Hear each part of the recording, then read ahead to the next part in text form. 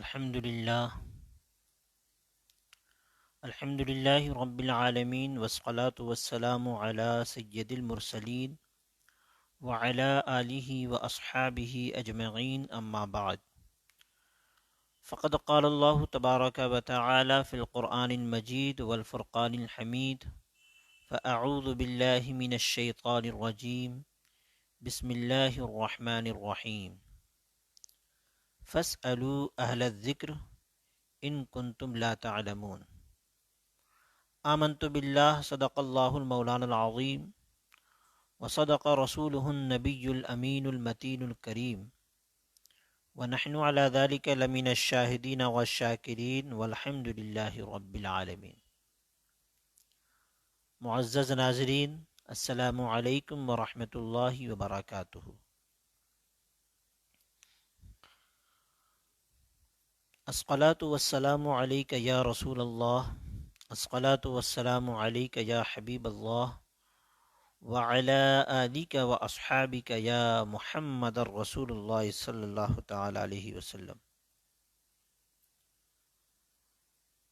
معزز ناظرین، بحمدہ تعالی بتوفیق الہی آج الفقہ الاسلامی بنام درس حدیث پروگرام کے 5ویں نشست میں ہم حاضر ہیں۔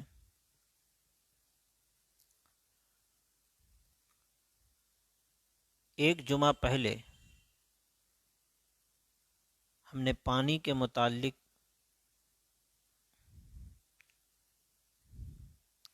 مسائل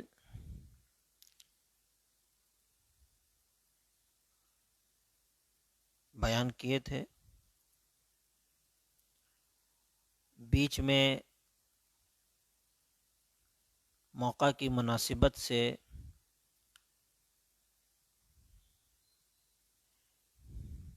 قربانی کے متعلق کچھ مسائل ہم نے بیان کیے۔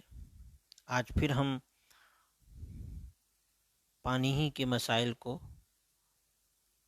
آگے انشاءاللہ ہم بیان کریں گے۔ جیسا کہ میں نے پچھلی نشست میں بتایا تھا کہ وہ پانی جس سے پاکی حاصل کی جاتی ہے اس کی 7 قسمیں ہیں۔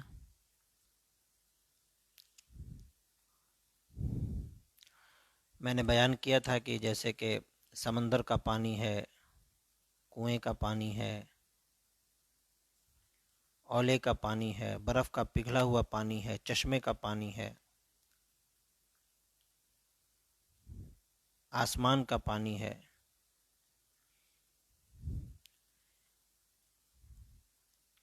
ان پانیوں سے پاکی حاصل کی جاتی ہے۔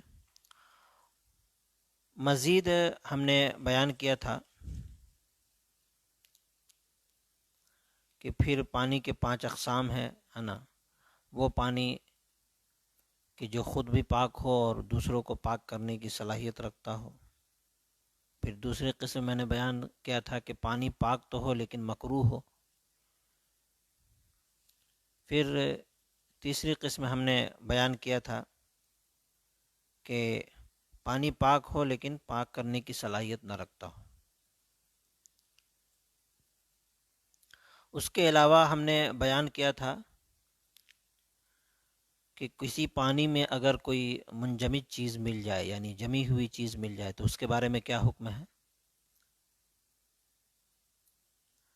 اس کے بارے میں نے بیان کیا تھا کہ اگر اس کی طبیعت کو ختم نہ کرے تو پانی پاک ہے، اگر اس کی طبیعت کو ختم کر دے یعنی پانی کی اصل حقیقت اگر برقرار ہے تو پھر پانی پاک ہے، اور پانی اگر اپنی حقیقت سے ماورا ہوتا ہے، اس کی حقیقت ختم ہوتی ہے، تو پانی پھر ناپاک ہو جاتا ہے۔ تو اس سلسلے میں آگے ہم اسی بات کو لے کے آگے بڑھیں گے۔ یہ تو منجمد چیزوں کے بارے میں تھی۔ اب رہی بات بہنے والی چیز۔ بہنے والے چیزوں میں ایسی چیز کا غلبہ جس کے دو وصف ہیں. اس کے بارے میں لکھتے ہیں فقہاء کرام: والغلبۃ فی المائعات بظہور وصف واحد من مائع لہ وصفان فقط کاللبن لہ اللون والطعم ولا رائحہ لہ. بہنے والی چیزوں میں غلبہ کی صورت یہ ہوگی کہ اگر کسی چیز میں دو وصف ہیں تو اس کا ایک وصف غالب ہو جائے. جیسے کہ دودھ، اس میں رنگ ہوتا ہے اور مزہ ہوتا ہے، اس میں بو نہیں ہوتی. اور اگر ایک چیز کا غلبہ ہو گیا اور پانی کی حقیقت کو زائل کر دیا تو پھر آپ اس سے وضو نہیں کر سکتے. پھر آگے لکھتے ہیں وَبِظُهُورِ وَصْفَيْنِ مِن مَّائِعٍ لَهُ ثَلَاثَةُ، اور کسی چیز میں تین وصف ہیں، کسی شے میں تین وصف ہیں اور دو وصف غالب آ گیا اس کا، تو پانی کو اس کی حقیقت سے اس نے نکال دیا. تو جب پانی اپنی حقیقت سے نکل جاتا ہے اور غالب ہونے والی چیزوں زیادہ ماترے میں پائی جاتی ہے، زیادہ مقدار میں پائی جاتی ہے، تو پھر اس پانی سے بھی ہم وضو نہیں کر سکتے. جیسے کہ سرکہ، اب سرکہ میں جیسے شوربہ وغیرہ بھی آ جاتا ہے جس میں رنگ، بو، مزہ وغیرہ سب ہوتا ہے. اب اس میں دو وصف جیسے رنگ اور مزہ بالکل بدل جائے، غالب آ جائے، تو جب رنگ اور مزہ غالب آ گیا تو پانی کی حقیقت کو زائل کر دیا. جب پانی کی حقیقت زائل ہو گئی تو پھر پانی پانی نہیں رہا، پھر پانی، اس پانی کا نام بدل جاتا ہے، تو پھر اس سے وضو ہم نہیں کر سکتے. آگے پھر لکھتے ہیں والغلبۃ فی المائع الذی لا وصف لہ. اب ایک پہلی قسم کیا بیان کیا کہ غلبہ ہونے والی شے میں، غلبہ ہونے والی شے کو دیکھا جائے گا کہ اس میں کتنے وصف ہیں. اگر دو وصف ہیں تو اس کا ایک وصف کا غالب آ جانا پانی میں، اور اگر تین وصف ہیں تو اس کا دو وصف کا غالب ہو جانا پانی میں. اب اگر بہنے والے پانی میں، یعنی بہنے والی چیزوں میں وصف ہی نہ ہو تو پھر اس کے بارے میں کیا حکم ہے؟ تو کہتے ہیں والغلبۃ فی المائع الذی لا وصف لہ کالماء المستعمل. بہنے والی چیزوں میں اگر وصف ہی نہ ہو، جیسے کہ مائع مستعمل، وماء الورد المنقطع منقطع الرائحۃ تکون بالوزن. اگر بہنے والی چیز میں وصف ہی نہ ہو تو اس کو کیسے پھر سمجھا جائے گا؟ تو کہتے ہیں وزن کے اعتبار سے سمجھا جائے گا. جیسے کہ مائع مستعمل، مائع مستعمل کس پانی کو کہتے ہیں؟ میں نے پہلے بھی بیان کیا تھا، مائع مستعمل وہ پانی جو آپ کے بدن سے جدا ہو گیا ہو. جیسے مثال کے طور پر آپ وضو کر رہے ہیں تو وضو، جس پانی سے آپ وضو کر رہے ہیں وہ پانی بدن سے لگ کر کے ایک جگہ جمع ہو گیا تو وہ پانی مائع مستعمل ہے. کپڑا دھو رہے ہیں، کپڑے سے جو پانی نکلا ایک جگہ جمع ہو گیا، وہ پانی مائع مستعمل ہو گیا. یعنی ایک مرتبہ جس پانی کو آپ نے استعمال کر لیا اور پھر وہ شے سے جدا ہو کر کے کہیں جمع ہو گیا تو پھر مائع مستعمل ہو جاتا ہے. وہ وضو کر رہے ہیں لوٹے سے، آپ کے چہرے سے پانی نکلتا ہوا ایک برتن میں جمع ہو گیا تو وہ جو برتن میں جمع ہوا، چہرے سے پانی نکل کے، ہاتھ سے پانی نکل کر کے، ہے نا، تو پھر وہ مائع مستعمل ہو جائے گا. اب وہ جو مائع مستعمل ہوتا ہے تو اب اس کے بارے میں کیا حکم ہے؟ کہتے کل مائع المستعمل، تو اب اس میں وزن کا اعتبار ہوگا. کس کا اعتبار ہوگا؟ وزن کا اعتبار ہوگا. اب جس چیز میں وصف ہوتے ہیں تو اس میں وصف کا اعتبار ہوتا ہے، یعنی دو وصف ہو تو ایک وصف کا غالب ہو جانا، تین وصف ہو تو دو وصف کا غالب ہو جانا. اب جس میں وصف ہی نہ ہو تو کہتے ہیں اس میں وزن کا اعتبار ہوگا. فَإِنِ اخْتَلَطَ رِطْلَانِ مِنَ الْمَاءِ الْمُسْتَعْمَلِ. تو کیسے وزن کا اعتبار کریں گے؟ اگر دونوں کو خلط ملط کر دیں، مائع مستعمل کو اور مائع مطلق. مائع مطلق مطلب جو اچھا پانی ہے وہ، اور پھر مائع مستعمل جو یعنی استعمال شدہ پانی. تو اس کو وزن کس طریقے سے کریں گے؟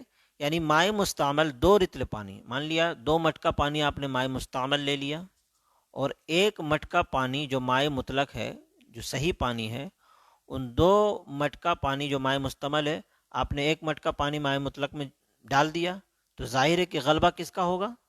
مائع مستعمل کا ہوگا. اس کا 2 مٹکا پانی، مائع مستعمل کا 2 مٹکا پانی، اور مائع مطلق 1 مٹکا پانی ہے. تو مائع مستعمل اگر مائع مطلق میں مل جاتا ہے تو غلبہ کون ہوگا؟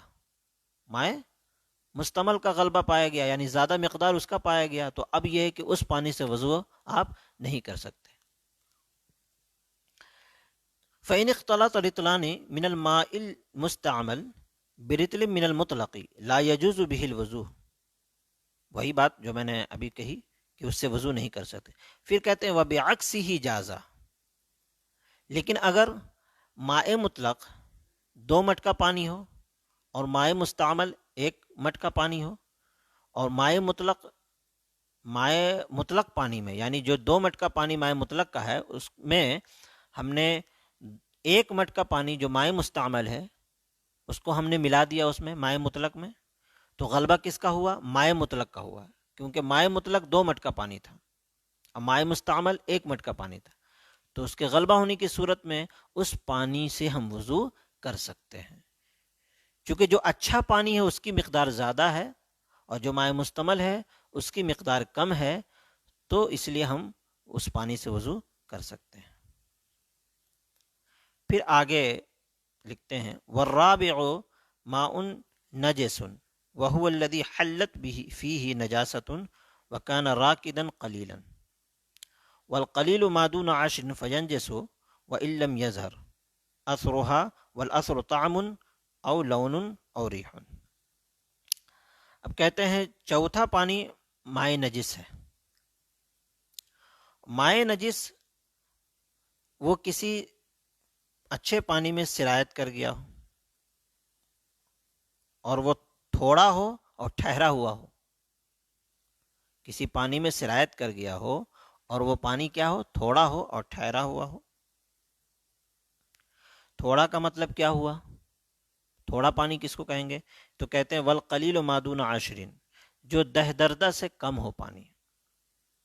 10 دردہ کس کو کہتے ہیں؟ یعنی 10 ہاتھ لمبا 10 ہاتھ چوڑا سے اگر کوئی کم ہے، مطلب مان لیا ایک جگہ کہیں گڈھا ہے نا، اس میں پانی جمع ہوا اور 10 دردہ نہیں ہے، تھوڑا سا پانی ہے اور نجاست سرایت کر گئی ہو، اگرچہ اس کا اثر ظاہر نہ ہو.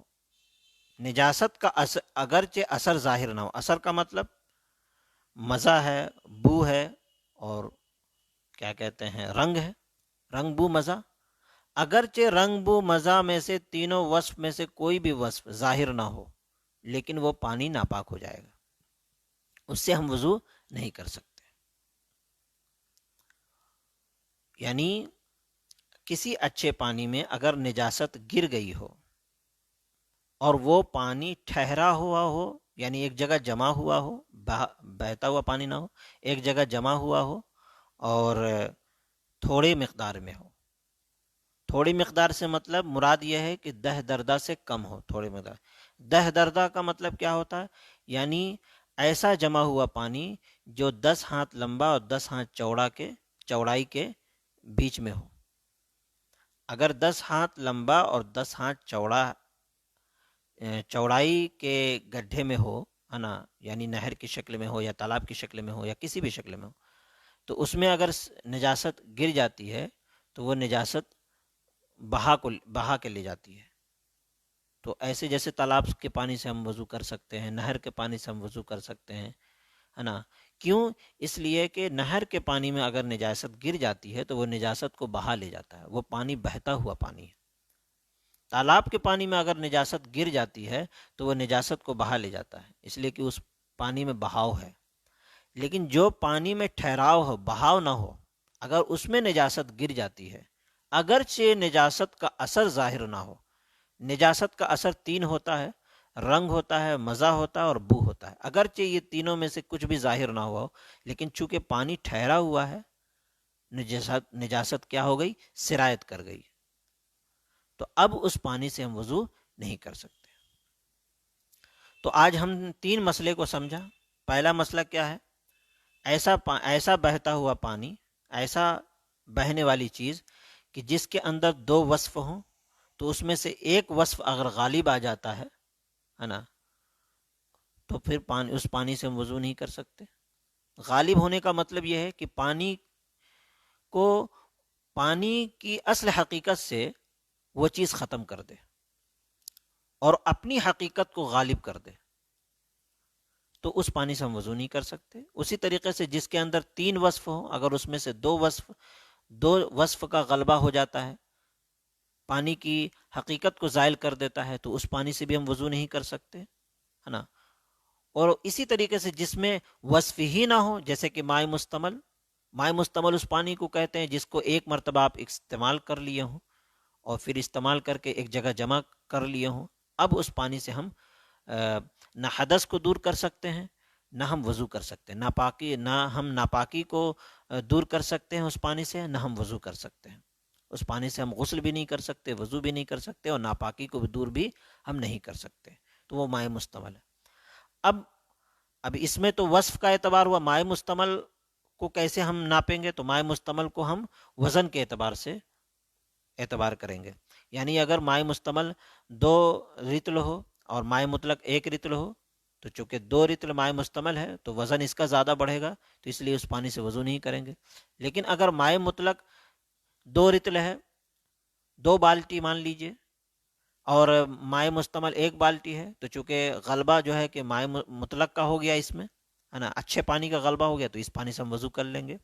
اسی طریقے سے پانی ناپاک ہے، اگر ناپاک پانی کا مطلب یہ ہوتا ہے کہ اگر نجاست کسی ٹھہرے ہوئے پانی میں گر جائے اور وہ ٹھہرا ہوا پانی تھوڑی مقدار میں ہو، دہدردہ نہ ہو، دہدردہ سے کم ہو، ہے نا، تو پھر اس پانی سے بھی ہم وضو نہیں کر سکتے۔ تو یہ آج کے مسئلے ہوئے، ہے نا۔ رب العزت کی بارگاہ میں دعا ہے کہ مولا کریم ہم سب کو کہنے اور سننے سے زیادہ عمل کرنے کی سچی توفیق عطا فرمائے۔ یہ مسائل بیان کیے جا رہے ہیں اور اس سے ہم کو یہ سمجھ میں بات آتی ہے کہ کس پانی سے ہم وضو کر سکتے ہیں اور کس پانی سے ہم وضو نہیں کر سکتے ہیں۔ پانی کا جاننا بہت ضروری ہے۔ اگر ہم پانی کی پہچان نہیں رکھیں گے تو ہم کو پھر یہ سمجھ میں نہیں آئے گا کہ ہم اس پانی سے ہم وضو کر سکتے ہیں کہ نہیں کر سکتے۔ اور اگر ہم پانی کی پہچان رکھیں گے تو ہم کو اچھی طرح یہ بات سمجھ میں آتی ہے کہ ہاں ہم اس پانی سے وضو کر سکتے ہیں اور اس پانی سے وضو نہیں کر سکتے۔ اس لیے جو بھی مسئلہ، اگر کوئی مسئلہ ایسا ہو جو آپ کو سمجھ میں نہ آوے، ہے نا، خاص کر کے وضو کے متعلق، پانی کے متعلق، تو اسے چاہیے کہ اس کو سمجھنے کی جلد سے جلد کوشش کریں، اس لیے کہ نماز کا صحیح ہونا انہی چیزوں پر ڈیپینڈ کرتا ہے۔ نماز کو پڑھنے کے لیے سب سے پہلے ہم ارادہ کرتے ہیں پاکی حاصل کرنے کا، اور پاکی حاصل کرنے کے لیے سب سے پہلے ہم ارادہ کرتے ہیں پانی کو استعمال کرنے کا، اور پھر پانی، اب وہ کون سا پانی استعمال کیا جائے، ان مسائل سے ہم کو پتہ چلتا ہے۔ تو رب العزت کی بارگاہ میں دعا ہے کہ مولا کریم ہم سب کو کہنے اور سننے سے زیادہ عمل کرنے کی سچی توفیق عطا فرمائے، اور ان مسائل کو صحیح طریقے سے ذہن میں ازبر رکھنے کی توفیق عطا فرمائے۔ استغفر اللہ ربی من کل ذنب واتوب الیہ وما علینا الا البلاغ۔ السلام علیکم ورحمۃ اللہ وبرکاتہ۔